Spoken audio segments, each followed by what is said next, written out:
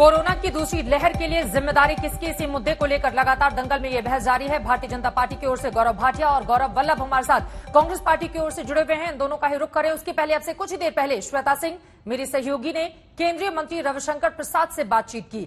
राहुल गांधी के आरोपों पर उनकी ओर से क्या जवाब दिया गया है, सुनिए। कुछ लोग जो ट्विटर से ही अपनी पॉलिटिक्स करते हैं वो आजकल ट्विटर की पॉलिटिक्स कर रहे हैं, उनको मुबारक है। जमीन की पॉलिटिक्स करें, जमीन से जुड़ना सीखें, लेकिन हमें आजादी और बोलने की आजादी की नसीहत नहीं दें। राहुल गांधी जी की पार्टी को अगर चुनाव में सफलता नहीं मिलती तो क्या उसकी खीस वो ट्विटर से निकालेंगे क्या? अगर ये उनकी राजनीति है तो चलने दीजिए। मैं बोलना नहीं चाह रहा था। आज क्या बदतमीजी किया है उन्होंने, श्वेता जी। कोविड को मोविड कहा है, याद करिए। भारत के कोविड का एक नाम है जो डब्ल्यू हेल्थ ऑर्गेनाइजेशन ने दिया है। क्या राहुल गांधी अपनी हताशा में इतना नीचे गिर जाएंगे कि जब पूरे देश को कोविड की लड़ाई में एक साथ बोलना चाहिए तो क्या क्या कह रहे हैं? तो आज मैं आपके चैनल पर उनके कांग्रेस के प्रदेशों में क्या हो रहा है, क्या राजस्थान और छत्तीसगढ़ में, वो खोलना शुरू करूं क्या मैं? ये मुझे बहुत पीड़ा होती है कि एक व्यक्ति जो इतने बड़े खानदान से है, जिसके कारण वो है जहां वो है, उनका स्तर ये हो गया है। इससे अधिक और मुझे कुछ नहीं बोलना। सुना आपने केंद्रीय मंत्री रविशंकर प्रसाद को। गौरव भाटिया आपके पास आऊंगी, लेकिन गौरव वल्लभ जी जल्दी से इनके आरोपों पर आप जवाब दीजिए। उनका ये कहना है कि राजनीतिक हताशा इतनी ज्यादा हो गई है कि इस तरह के बयान दिए जा रहे हैं। मैं तुरंत आ रही हूँ गौरव भाटिया, एक बार उनकी बात हो जाए। रविशंकर जी के आरोप जरूर करवाइए जी।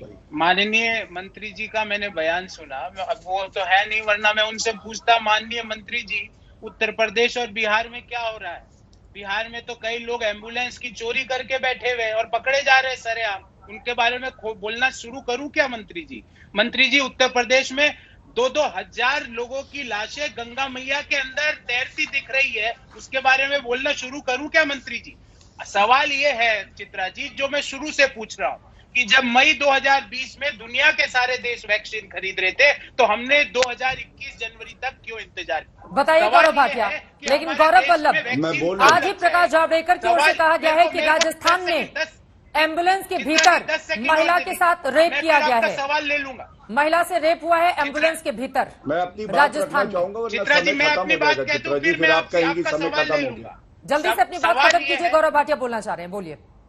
जी जी चित्रा जी, मैं ये पूछना चाहता हूं कि हमारे देश के 6.5 लाख वैक्सीन के डोज दुनिया के दूसरे देश को क्यों भेज दिए? आज हमारे देश में डोज नहीं है और दुनिया को भेज दिए।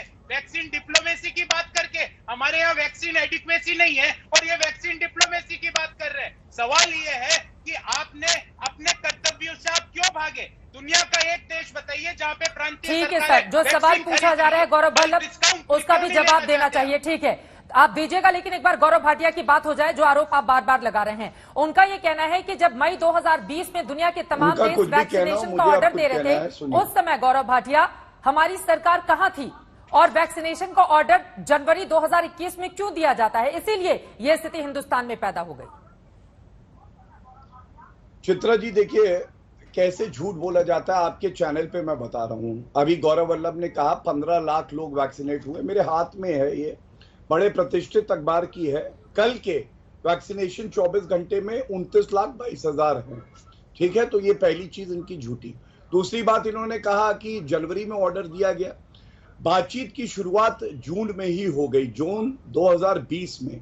और आप भी ये जानती हैं कि जिस कोवैक्सीन के लिए ये लोग कह रहे थे खतरनाक है, नहीं चाहिए, वो 1 साल के कम समय में भारतीय वैज्ञानिकों ने बनाई। उसका श्रेय तो दीजिए, केवल कमियां मत निकालिए। तीसरी बात, देखिए राहुल गांधी जी ने आज अपने चिर परिचित अंदाज में कहा, जैसे एक बच्चा कहता है कि नरेंद्र मोदी जी कोरोना को नहीं जानते हैं। तो मैं इतना ही कहूंगा कि हाँ, अगर आप मोविड बुलाते हैं तो हम इस वायरस को अब रोविड बुलाते हैं। और कोविड वायरस से ज्यादा खतरनाक कोई है तो वो रोविड वायरस है। रोविड वायरस जानता है कि कोविड क्या करेगा, लेकिन उसको ये नहीं पता कि महाराष्ट्र में क्या करना है। पंजाब का मैं उदाहरण अब दे दूं, महाराष्ट्र के बाद highest mortality rate in the country Punjab में है।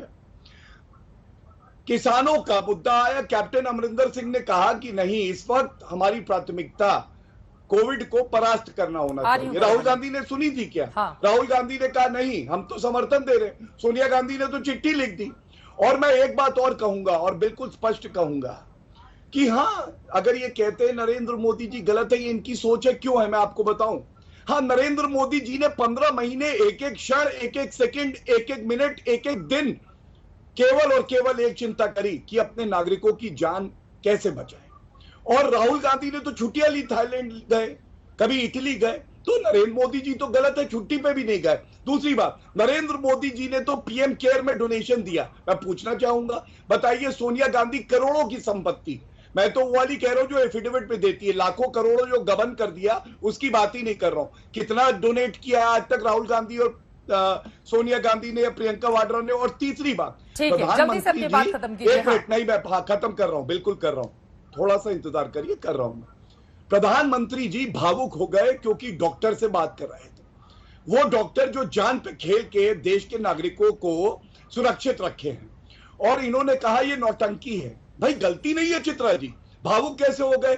सोनिया गांधी की आंखों से आंसू आए थे आतंकवादी मरने पे बाटला हाउस, वो ठीक था। नरेंद्र मोदी जी डॉक्टरों से बात करते हुए भावुक हो गए, तो वो गलत है ही। और एक बात बिल्कुल स्पष्ट बता दूं इस रोविड को, कि अगर आज कोविड और नागरिकों की सुरक्षा के बीच में कोई खड़ा है तो वो नरेंद्र मोदी जी का नेतृत्व है। और हम तब तक हार नहीं मानेंगे जब तक भारत कोविड को परास्त नहीं कर देता।